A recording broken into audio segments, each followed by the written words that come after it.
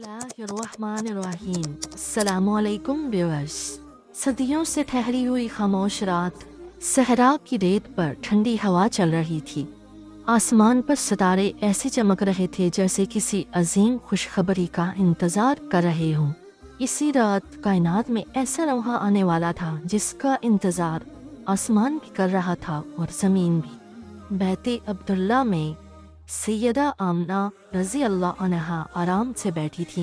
अचानक कमरे में एक नूर फैला, ऐसा नूर जो न सूरज जैसा था न चिराग जैसा था, बल्कि आसमानी, ऐसा कि दिल मुतमईन हो जाए, रूह हल्की हो जाए।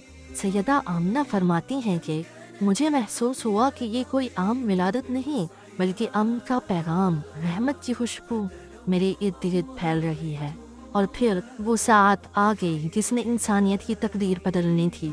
रसूल रहमत इस दुनिया में तशरीफ़ लाए। जैसे ही आप सल्लल्लाहु अलैहि वसल्लम पैदा हुए, कमरे में नूर भर गया, इतना कि मुझे शाम के महल्लात तक दिखाई देने लगे। दुनिया के कई गोशों में अजीब अलामतें ज़ाहिर हुईं।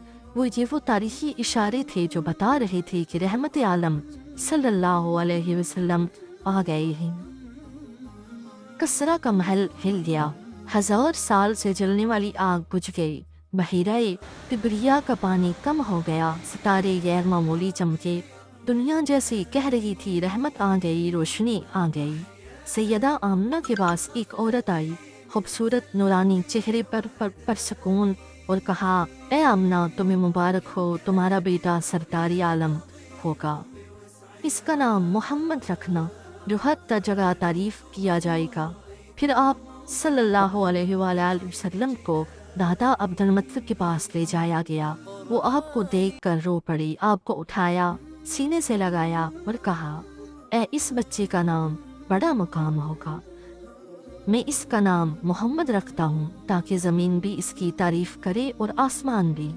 आमना अपने बेटे को देखती रही थी तो दिल में अजीब सुकून उतर जाता। वो फरमाती थी जैसे हर दुख मिट रहा हो और सारी दुनिया बदल गई हो। फिर वो मोजज़ा जो सिर्फ नबियों के हिस्से में आता है। आप सल्लल्लाहु अलैहि वसल्लम अपनी मिलादत के फौरन बाद सिद्दे की हालत में थी और आसमान की तरफ इशारा कर रही थी, जैसे ऐलान हो गया हो ये बच्चा दुनिया में अपने रब का पैगाम लेकर आया है।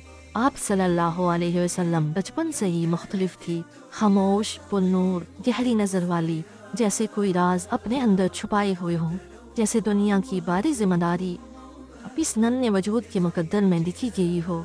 सैयदा आमना अक्सर हैरत से कहती थी, मेरा मोहम्मद कभी आम बच्चों जैसा नहीं था। इसकी हर नज़र में सुकून था, हर मुस्कुराहट में रहमत थी, और इसके आने ने मेरे घर की फ़ज़ा बदल दी थी।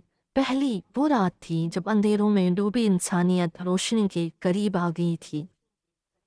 यही वो रात थी जब रहमतुल आलमीन सल्लल्लाहु अलैहि वसल्लम दुनिया में तशरीफ़ लाए। और यही वो हकीकत है कि आज अगर भी दिल भी टूटा हो, रास्ता अंधेरा हो, ज़िंदगी मुश्किल हो, तो इस रोशनी की तरफ लौटा हो जो इस तरह दुनिया में आई थी।